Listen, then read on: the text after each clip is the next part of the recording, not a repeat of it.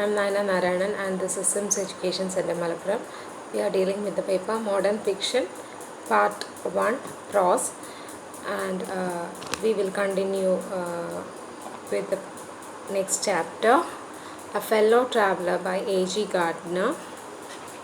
Alfred George Gardner, 1865 to 1946, was born at Chelmsford in Essex. He began his journalistic career under the pseudonym Alf of the Plough. His essays were collected and published in various volumes, including Prophets, Priests and Kings, 1908, Pillars of Society, 1916, Pebbles on the Shore, 1916, and The Warlords, 1908. His essays are simple and thought-provoking. So Alfred George Gardner ജനിച്ചത് Chelmsford, എസ്സെക്സിലുള്ള Chelmsford എന്ന് പറഞ്ഞ സ്ഥലത്ത് ആണ്. അദ്ദേഹത്തിൻ്റെ ഒരു journalistic career അദ്ദേഹം start ചെയ്തത് ആൽഫ് of the plough എന്നുള്ള ഒരു തൂലികാനാമത്തിലാണ്. അദ്ദേഹത്തിൻ്റെ എസ്സേസ് എന്താ പറയുക, ഇങ്ങനെ വോളിയൂംസ് ആയിട്ടാണ് പബ്ലിഷ് ചെയ്തിട്ടുള്ളത്. അതിൽ ഫേമസ് ആയിട്ടുള്ളതാണ് prophets, priest and Kings, 1908 publish ചെയ്തിട്ടുള്ള. അതുപോലെ തന്നെ pillars of society, pebbles on the show, the warlords ഒക്കെ.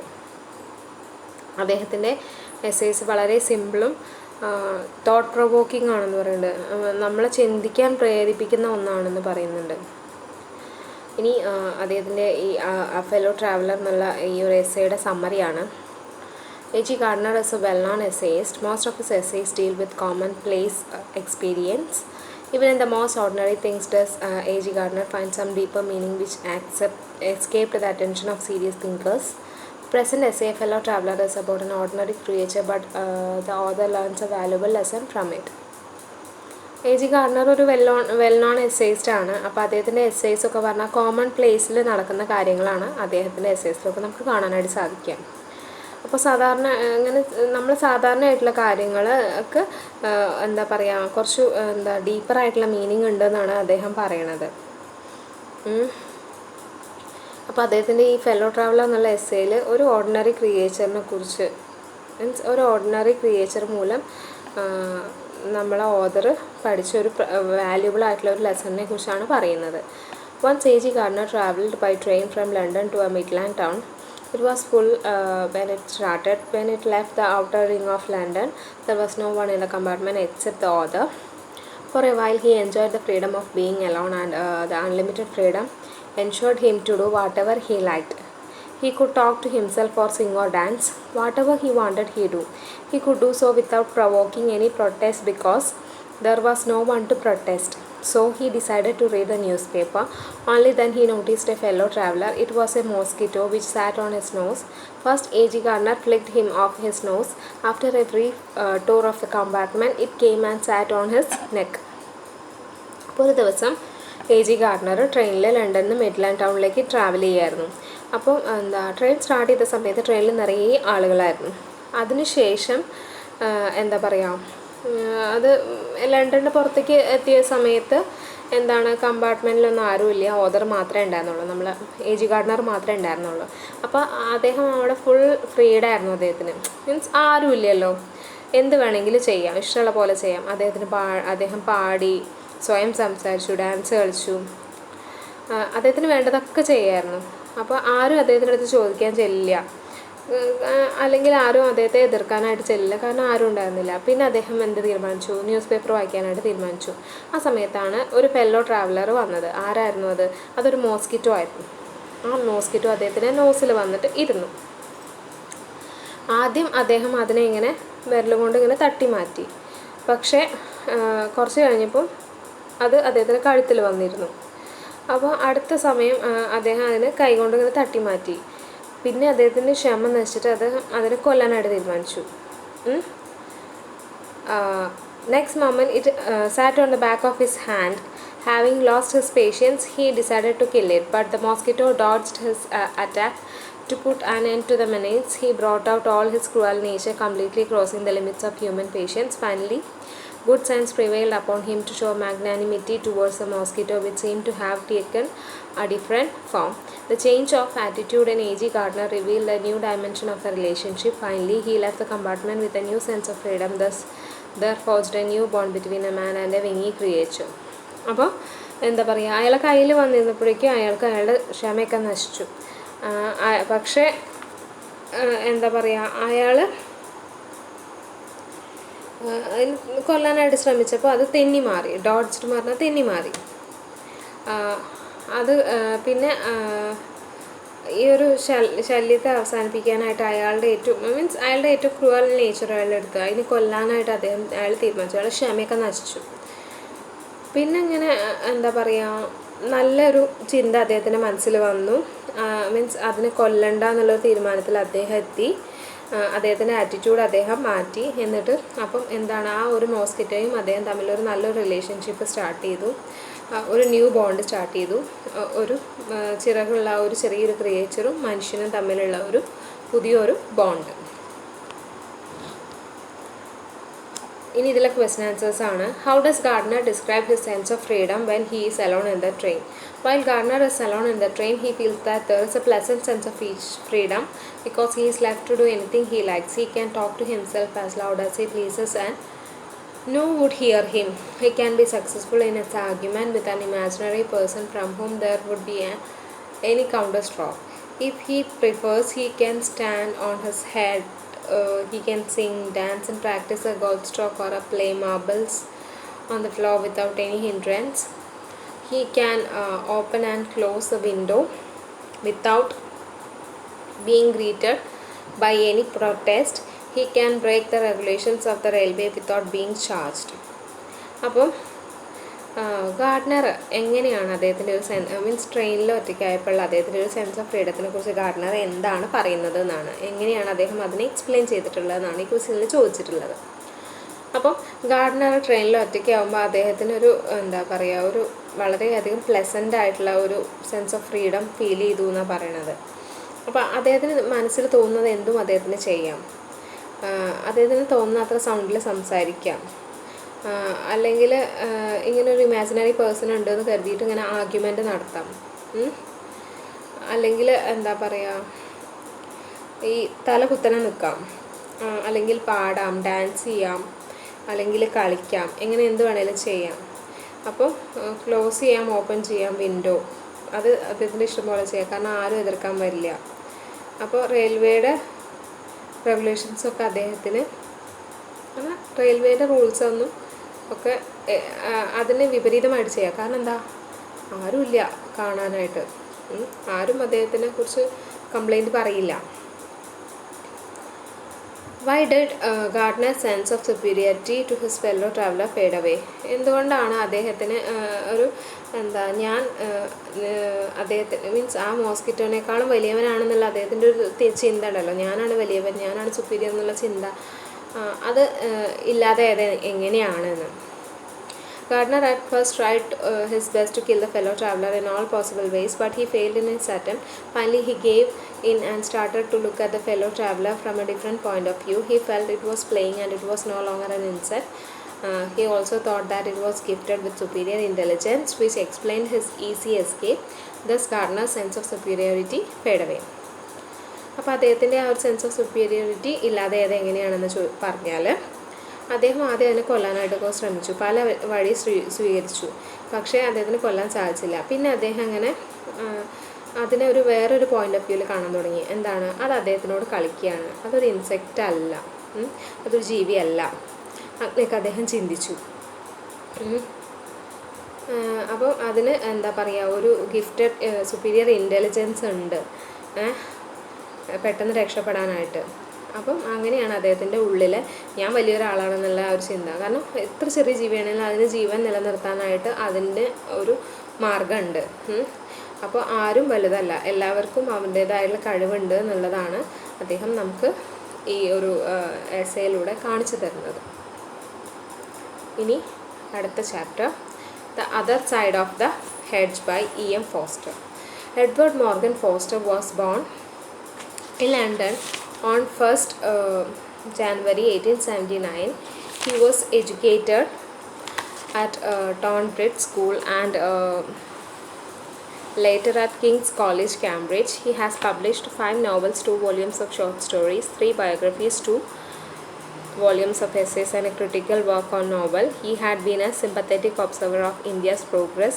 He visited India twice in 1912, 1921 and 1945. Edward Morgan ജനിച്ചത് ലണ്ടനിൽ 1879 ജനുവരി 1-നാണ്. അദ്ദേഹം ടോൺബ്രിഡ്ജ് സ്കൂളിലും അതുപോലെ തന്നെ കിങ്സ് കോളേജ് കാംബ്രിഡ്ജിലാണ് വിദ്യാഭ്യാസം പൂർത്തിയാക്കിയത്. അദ്ദേഹം 5 നോവലും 2 വോളിയൂം ഓഫ് ഷോർട്ട് സ്റ്റോറീസും 3 ബയോഗ്രഫിയും 3 വോളിയൂം ഓഫ് എക്സൈസും ഒരു നോവലിനെ കുറിച്ചിട്ടുള്ള ഒരു ക്രിട്ടിക്കൽ വർക്കും പബ്ലിഷ് ചെയ്തിട്ടുണ്ട്. ഇന്ത്യയുടെ പ്രോഗ്രസ്സിനെ കുറിച്ചിട്ടുള്ള ഒരു സിമ്പത്തറ്റിക് ഒബ്സർവർ ആയിരുന്നു അദ്ദേഹം ഇന്ത്യ 1912-ലും 1921-ലും 1945-ലും വിസിറ്റ് ചെയ്തിട്ടുണ്ട്. How does E.M. Forster view the modern world? Forster attacks the meaningless busyness of people of the modern world. They want to achieve progress by being active. If they continue to make themselves busier, they will fail to note the beauty and different life outside their routine. People think that we can be happy only if we compete with others and come not successful. Modern വേൾഡിനെ കുറിച്ചുള്ള E.M. ഫോസ്റ്ററിൻ്റെ view എന്താണെന്നാണ് പറയുന്നത്, കാഴ്ചപ്പാട്. അപ്പോൾ അദ്ദേഹം പറയണത് ഈ അർത്ഥമില്ലാത്ത business തിരക്കാണ് ഇന്നത്തെ മോഡേൺ വേൾഡിലുള്ള ജനങ്ങൾക്കിടയിലുള്ളത്. അവർ അവർക്ക് പുരോഗമനം വരണമെങ്കിൽ അവർ ആക്റ്റീവായിരിക്കണം. അവരിങ്ങനെ എപ്പോഴും ബിസി ആയിട്ടിരിക്കുകയാണെങ്കിൽ എന്താ പറയുക, അവർക്ക് ചുറ്റും നടക്കുന്ന ലൈഫിൻ്റെ ആ ഒരു ബ്യൂട്ടി അവർക്ക് കാണാൻ കഴിയാതെ വരും. ജനങ്ങളുടെ ചിന്ത എന്താണ്? നമ്മൾ ഹാപ്പി ആവണമെങ്കിൽ നമ്മൾ മറ്റുള്ളവരുമായിട്ട് കോമ്പീറ്റ് ചെയ്യണം, അല്ലെങ്കിൽ സക്സസ്ഫുൾ ആവില്ല എന്നാണ് ആളുകളുടെ ചിന്ത. How does the hero in the other side of hedge measure progress? The hero tells a guide that in his short span of life he has seen progress in politics, economics, religion and science. He cites examples from different areas such as Transvaal War, free trade policy pursued by Joseph Chamberlain and the discovery of radium. Foster mentions all the above incidences to prove that progress in such areas will not reflect the real progress that man has to register. അപ്പോൾ ഇത് ഈ hero ഗൈഡിൻ്റെ അടുത്ത് എന്താ പറയണമെന്നാണ് ചോദിക്കുന്നത്. അദ്ദേഹത്തിൻ്റെ ഈ ഒരു ചെറിയ ജീവിതത്തിൽ അദ്ദേഹം പൊളിറ്റിക്സിലും എക്കണോമിക്സിലും റിലീജിയനിലും സയൻസിലൊക്കെ പ്രോഗ്രസ് കണ്ടിട്ടുണ്ട്. അതുപോലെ തന്നെ ട്രാൻസ്ഫാൽ വാറിലും ട്രേഡ് പോളിസിയിലൊക്കെ, അതുപോലെ തന്നെ ഡിസ്കവറി ഓഫ് റേഡിയം, ഇതൊക്കെ അങ്ങനെയുള്ള ഡെവലപ്മെൻറ്റാണ്. പക്ഷേ ഫോസ്റ്റർ എന്താ പറയുന്നത് വെച്ചാൽ ഇതിങ്ങനെ ഓരോ ഏരിയസിലുള്ള പ്രോഗ്രസ്സിനെ കുറിച്ചേ കാണിക്കുന്നുള്ളൂ. പക്ഷേ റിയൽ പ്രോഗ്രസ് ഇപ്പോഴും മനുഷ്യന് ഉണ്ടായിട്ടില്ല എന്നുള്ളതാണ് പറയുന്നത്. ഇനി അടുത്ത ചാപ്റ്ററാണ് east and west by E.M. Forster. ഇത് അതിൻ്റെ സമ്മറിയാണ്. This is taken from Forster's novel a passage to India in which the merits and demerits of the British ruling class are discussed. ഇതൊരു എസ്സേ ആണ്. ഫോസ്റ്ററിൻ്റെ എ പാസേജ് ടു ഇന്ത്യ എന്നുള്ള നോവലിൽ നിന്ന് എടുത്തിട്ടുള്ളതാണ്. ഇതിൽ കാണിക്കുന്നത് എന്താണെന്ന് വെച്ചാൽ ബ്രിട്ടീഷ് റൂളിംഗ് ക്ലാസ്സിൻ്റെ മെറിറ്റ്സും ഡിമെറിറ്റ്സും ആണ് ഇതിൽ ഡിസ്കസ് ചെയ്തിട്ടുള്ളത്. Dr. Aziz, a Muslim doctor, is ill-treated by his boss, Major Calendar. One day Aziz is called, but Calendar does not keep the appointment. Mrs. Calendar takes away Aziz's tonga even without informing him. Dr. Aziz is deeply hurt, but he is helpless. So he goes to Moss to compose himself. There he meets Mrs. Moore, the mother of Ronnie Heslop, the city magistrate. അപ്പോൾ doctor Azeez എന്ന് പറയുന്ന ഒരു മുസ്ലിം ഡോക്ടറാണ്. അദ്ദേഹത്തിൻ്റെ ബോസായിട്ടുള്ള major calendar അദ്ദേഹത്തെ ഇൽട്രീറ്റ് ചെയ്യുന്നുണ്ട്, വളരെ മോശമായി പെരുമാറുന്നുണ്ട്. ഒരു ദിവസം അസീസിനെ കലണ്ടർ വിളിച്ചു ഒരു അപ്പോയിൻമെൻറ്റിന്. എന്നിട്ട് ചെന്നപ്പോൾ അദ്ദേഹം അവിടെ ഉണ്ടായിരുന്നില്ല. അപ്പം മിസ്സസ് കലണ്ടർ എന്ത് ചെയ്തു, അസീസിൻ്റെ ടോങ്ക എന്ന് പറഞ്ഞാൽ ഇങ്ങനെ എന്താ പറയുക, 2 ചക്രമുള്ള കുതിരവണ്ടിയാണ്. അത് എടുത്തുകൊണ്ട് പോയി മിസ്സസ് കലണ്ടർ, അദ്ദേഹത്തിനോട് പറയുക കൂടെ ചെയ്യാതെ. പക്ഷേ അസീസിന് വളരെയധികം സങ്കടമായി. പക്ഷേ അദ്ദേഹം നിസ്സഹായനായിരുന്നു. അപ്പോൾ അദ്ദേഹം എന്ത് ചെയ്തു, ഇങ്ങനെ മനഃശാന്തി ലഭിക്കാനായിട്ട് മോസ്കിൽ പോയി. ആ സമയത്ത് അവിടെ മിസ്സിസ് മൂർ എന്ന് പറഞ്ഞൊരു ലേഡി ഉണ്ടായിരുന്നു. അവർ റോണി ഹീസ്ലോപ്പ് എന്ന് പറഞ്ഞിട്ടുള്ള city മജിസ്ട്രേറ്റിൻ്റെ അമ്മയായിരുന്നു. Aziz learns that Mrs. Moore has come to England with Miss Adela quested a young woman who is to marry her son. As Mrs. Moore is disgusted with life at the European club in the town, she has come to the mosque to find solace and comfort in the peaceful atmosphere prevailing there. Mrs. Moore, in order to respect the sanctity of mosque, has removed her shoes. Such courtesies are endearing for Dr. Aziz. Thus there forms a deep bond of friendship between the two. അപ്പോൾ അസീസിനൊരു കാര്യം മനസ്സിലായി. Mrs Moore ഇംഗ്ലണ്ടിൽ നിന്ന് വരുന്നതാണ്. അഡേല ക്വസ്റ്ററിൻ്റെ കൂടെ miss അഡേല ക്വസ്റ്റർ എന്ന് പറയണത് Mrs മൂറിൻ്റെ മകൻ കല്യാണം കഴിക്കാൻ പോകുന്ന സ്ത്രീയായിരുന്നു. അപ്പോൾ അഡേലയ്ക്ക് മടുപ്പ് വന്നിട്ടുണ്ടായിരുന്നു ഈ യൂറോപ്യൻ ക്ലബിൽ ഉള്ള ഒരു അപ്പോൾ ഒരു സമാധാനം കിട്ടാനായിട്ടാണ് അവർ മോസ്കിലേക്ക് വന്നത്. അവിടെയുള്ള ആ ഒരു പീസ്ഫുൾ അറ്റ്മോസ്ഫിയറിലേക്ക് വന്നതാണ്. അവർ അവിടുത്തെ അതിൻ്റെ ആ ഒരു മോസ്കിൻ്റെ പരിശുദ്ധി കാത്തു സൂക്ഷിക്കാനായിട്ട് ചെരുപ്പൊക്കെ ഊരിയിട്ടിട്ടാണ് അതിൻ്റെ ഉള്ളിൽ വന്നത്. ഇങ്ങനെയുള്ള മര്യാദകളൊക്കെ അവർ കാണിച്ചപ്പോൾ ഡോക്ടർ അസീസിന് വളരെയധികം ഒരു ഇഷ്ടം തോന്നി അവരോട്. അങ്ങനെ അവരുടെ രണ്ടുപേരുടെ ഇടയിൽ ഒരു ഫ്രണ്ട്ഷിപ്പ് സൗഹൃദം ഉടലെടുത്തു. Soon they realize that they have similar ideas on many issues. Aziz tells Mrs. Moore that he is a widower with a son and a daughter. He also learns that Mrs. Moore is twice married and widowed. When Aziz gives vent to his grievance against the English, she seems to be sympathetic. She too has a grudge against the English people living in the town. She does not approve of snobbery on the part of Englishmen, so Aziz feels that she really belongs to India. The above incident shows one aspect of British attitude towards the Indians. പെട്ടെന്ന് അവർക്ക് മനസ്സിലായി ഇവരുടെ രണ്ടുപേരുടെയും means ഒരേ ചിന്താഗതിയുള്ള ആളുകളാണെന്നുള്ളത്. Moore ഒരു widower ആയിരുന്നു. അസീസ് മൂറിനടുത്ത് പറഞ്ഞു അദ്ദേഹത്തിൻ്റെ ഭാര്യ മരിച്ചതാണ്, അദ്ദേഹത്തിന് ഒരു മകനും ഒരു മകളുമാണ് ഉള്ളത്. അതുപോലെ തന്നെ മൂർ 2 വട്ടം കല്യാണം കഴിച്ചു, ഭർത്താവ് മരിച്ചു പോയതാണ്. അപ്പോൾ അസീസ് ഇങ്ങനെ ഇംഗ്ലീഷുകാർ അടുത്തുനിന്ന് രക്ഷപ്പെടാനുള്ളൊരു മീൻസ് ഇംഗ്ലീഷുകാരെ കുറിച്ചിട്ടുള്ള പരാതിയൊക്കെ പറഞ്ഞു. അപ്പോൾ അവൾക്ക് വളരെയധികം സിമ്പതി തോന്നി. അവൾക്കും എന്താ പറയുക, ആ ടൗണിൽ ജീവിക്കുന്ന ഇംഗ്ലീഷുകാരോടൊരു വിരോധം ഉണ്ടായിരുന്നു, ഒരു ഇഷ്ടമില്ലായ്മ ഉണ്ടായിരുന്നു. പക്ഷേ അവരുടെ പൊങ്ങച്ചത്തെ ഒന്നും അവർ ഇഷ്ടപ്പെട്ടിട്ടുണ്ടായിരുന്നില്ല. അപ്പോൾ അസീസിന് എന്താ തോന്നിയെച്ചാൽ മിസ്സസ് മൂർ ഇന്ത്യക്കാരി തന്നെയാണെന്ന് തോന്നി. അപ്പോൾ ഇതിൽ നിന്ന് ബ്രിട്ടീഷുകാരുടെ ഇന്ത്യക്കാരോടുള്ള ഒരു വശത്തുള്ള കാഴ്ചപ്പാട് മനസ്സിലായി. ഇനി another incident will reveal the other side of the Britishers. People like Mrs. Callender, Mrs. Moore, Miss Quested and Turton meet in a club which is exclusively British and no Indian can become a member of the club. അപ്പോൾ ഒരു incident കഴിഞ്ഞു. ഇനി മറ്റൊരു incident പറയാം. Means ബ്രിട്ടീഷുകാരുടെ ഭാഗത്തുനിന്ന് Mrs കാലണ്ടറും Mrs മൂറും Mrs ക്വസ്റ്റഡും ടർട്ടണും കൂടെ ബ്രിട്ടീഷുകാർക്ക് മാത്രമുള്ള ഒരു ക്ലബ്ബിൽ പോയി. അവിടെ ഇന്ത്യക്കാർക്കൊന്നും അനുമതി ഉണ്ടായിരുന്നില്ല കയറി ചെല്ലാനായിട്ട്. Elsewhere on old play Cousin Kate is staged. അവിടെ കസിൻ കേറ്റ് എന്നുള്ള ഒരു നാടകം നടന്നുകൊണ്ടിരിക്കുകയായിരുന്നു. Then Miss Quested expressed her eagerness to see the real India. Turton, the collector, praises Ronnie Hislop particularly for his dignity. Miss Quested wondered whether dignity is essential for marrying a person. When she persists in her desire to meet the Indian, the other ladies express their shock. One of the ladies, who was a nurse, says that Indians must be kept at a distance.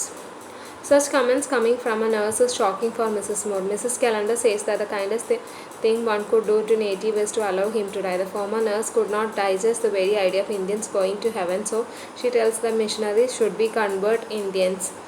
Hislop narrates that he once had invited a wakil to have a cigar, but the Indian told others that he was on a special terms with Hislop, who was a magistrate. That is why Hislop says that he keeps the Indians at a distance. അപ്പോൾ എന്താ പറയുക, miss ക്വസ്റ്റഡിന് എന്താ പറയുക, ഇന്ത്യക്കാരെ കുറിച്ച് കൂടുതലായിട്ട് അറിയാൻ, real ഇന്ത്യനെ കുറിച്ച് കൂടുതൽ അറിയാൻ ആഗ്രഹമുണ്ടായിരുന്നു.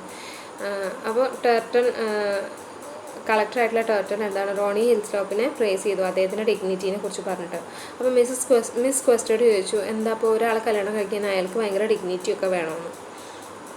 അപ്പോൾ ആ സമയത്താണ് അവർക്ക് ഇന്ത്യക്കാരെ കാണണം, ഇന്ത്യക്കാരെ കുറിച്ച് അറിയണം എന്ന് പറഞ്ഞത്. അപ്പോൾ അതിലൊരു അതൊക്കെ കേട്ടപ്പോൾ ലേഡീസിനൊക്കെ ഷോക്കായി. എന്തിനാ അപ്പോൾ ഇന്ത്യക്കാരെ കുറിച്ച് അറിയണത്?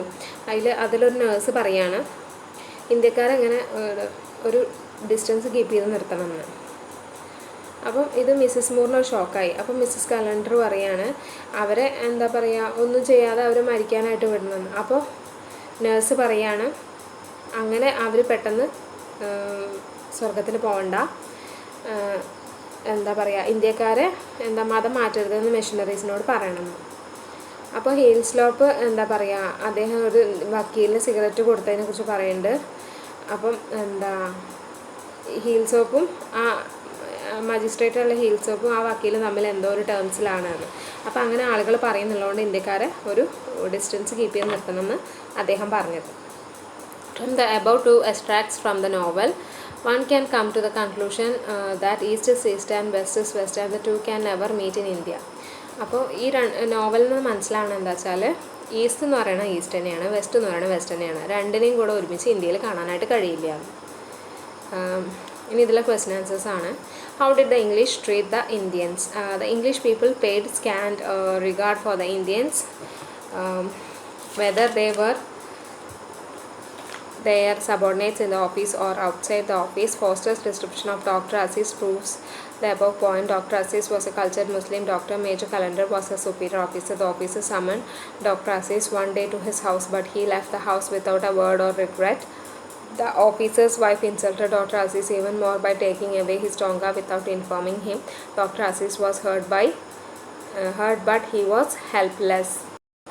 അപ്പോൾ എങ്ങനെയാണ് ഇംഗ്ലീഷുകാർ ഇന്ത്യക്കാരെ ട്രീറ്റ് ചെയ്തിരുന്നതെന്നാണ് ചോദിക്കുന്നത്.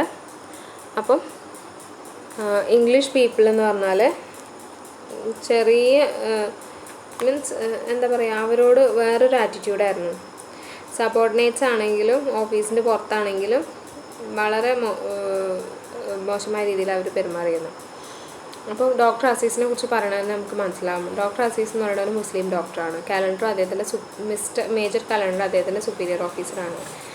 അദ്ദേഹം അസീസിനോട് അദ്ദേഹത്തിൻ്റെ വീട്ടിലേക്ക് ചെല്ലാനായിട്ട് പറഞ്ഞിട്ട് അസീസ് ചെല്ലുമ്പോഴേക്കും അദ്ദേഹം ഒന്നും പറയാതെ അവിടുന്ന് പോവുകയാണ്. അപ്പോൾ അദ്ദേഹത്തിൻ്റെ വൈഫ് അസീസിനെ ഇൻസൾട്ട് ചെയ്യുന്നുണ്ട്. അസീസിൻ്റെ ടോങ്ക എടുത്തിട്ട് ഉണ്ട് അദ്ദേഹത്തിനോട് പറയാതെ. അപ്പോൾ ആ സമയത്ത് അസീസ് എന്താണ്, ഹെൽപ്ലെസ് ആണ്. How did Aziz and Mrs. Moore become friends? Dr. Aziz met Mrs. Moore in mosque. He thought that she had ended without removing her shoes, but she told him that she had removed her shoes. He learned that Mrs. Moore was the mother of Heelslop, who was the magistrate of Chandapur. He also learned that she had come to India in a company of Miss Adela Quested, who was going to marry her son. Aziz also told her that he was the father of 3 children. Mrs. Moore felt sorry him. Thus mutual sympathy helped them to forge close friendship with one another. എങ്ങനെയാണ് doctor അസീസും Mrs മൂറും friends ആയതെന്നാണ് ചോദിക്കുന്നത്. Doctor അസീസും Mrs മൂറും മോസ്കിൽ വെച്ചാണ് കണ്ടുമുട്ടിയത്. അപ്പം അസീസ് അവരെ കണ്ടപ്പോൾ ആദ്യം വിചാരിച്ചു അവർ shoe remove ചെയ്യാതെ വന്നതെന്ന്. പക്ഷേ അവർ ഷൂ റിമൂവ് ചെയ്തിട്ടായിരുന്നു വന്നത്. അപ്പോൾ അദ്ദേഹത്തിന് മനസ്സിലായി മിസ്സസ് മൂർ എന്ന് പറയുന്നത് ഹീൽസ്ലോപ്പ്, ചന്താപൂരിലെ മജിസ്ട്രേറ്റ് ആയിട്ടുള്ള ഹീസ്ലോപ്പിൻ്റെ അമ്മയാണെന്ന് മനസ്സിലായി. അപ്പോൾ അവർ അവരുടെ മരുമകളാവാൻ പോകുന്ന മിസ് അഡേല ക്വസ്റ്റൻ്റെ കൂടെയാണ് അങ്ങോട്ട് വന്നത്. അപ്പം അസീസ് പറഞ്ഞു അദ്ദേഹം 3 കുട്ടികളുടെ അച്ഛനാണെന്ന് പറഞ്ഞു. അപ്പോൾ മിസ്സസ് മൂറിന് അദ്ദേഹത്തിനെ കുറിച്ച് ആലോചിക്കുമ്പോൾ മീൻസ് എന്താ പറയുക, അദ്ദേഹത്തിൻ്റെ സുപ്പീരിയർ ഓഫീസർ അദ്ദേഹത്തെ ഇൽ ട്രീറ്റ് ചെയ്തതിനെ കുറിച്ച് പറഞ്ഞപ്പോൾ അവർക്ക് വിഷമം തോന്നി. ഈ ഒരു പരസ്പരം ഇവർക്ക് തമ്മിലുണ്ടായിരുന്ന ആ ഒരു സിമ്പതി എന്താണ്, അവരുടെ ഇടയിൽ ഒരു ക്ലോസ് ഫ്രണ്ട്ഷിപ്പ് ഉണ്ടാക്കി. How did Europeans move with the Indians? The Europeans hated the Indians and they did not allow the Indians to come closer to them. For example, a nurse said that she had avoided the Indian patients. Mrs. Calendar said that the kindest thing one could do to an Indian was to allow him to die. Heelslop explained that he would not allow any Indian to come closer to him because the latter would take advantage of it. Europeans ഇന്ത്യക്കാരെ ഇഷ്ടമല്ലായിരുന്നു. അവർ ഇന്ത്യക്കാരെ അവരുമായിട്ട് അടുക്കാനായിട്ട് സമ്മതിക്കില്ലായിരുന്നു. അതിന് ഉദാഹരണമായിരുന്നു ആ nurse പറഞ്ഞത്. Indian പേഷ്യൻസിനെ ഒന്നും അവർ ചികിത്സിക്കാറില്ല എന്ന് പറഞ്ഞത്. അതുപോലെ മിസ്സിസ് കാലണ്ടർ പറഞ്ഞത് എന്താണ്, അവരോട് ചെയ്യാൻ പറ്റുന്ന ഏറ്റവും ദയാപരമായ കാര്യം എന്താണ്, അവർ മരിക്കാൻ വിടുക എന്നുള്ളതാണ്. അപ്പോൾ ഹീസ്ലോപ്പ് എന്താ പറയുന്നത് വെച്ചാൽ ഇന്ത്യക്കാരെന്നും അദ്ദേഹത്തിനോട് അടുക്കാൻ അദ്ദേഹം സമ്മതിക്കില്ല. അങ്ങനെ അടുപ്പം കാണിച്ചു കഴിഞ്ഞാൽ പിന്നീട് മറ്റുള്ളവരും അതിൽ നിന്ന് അഡ്വാൻറ്റേജ് എടുക്കുന്നു. So that's all about this essay. Thank you. We will continue in the next class.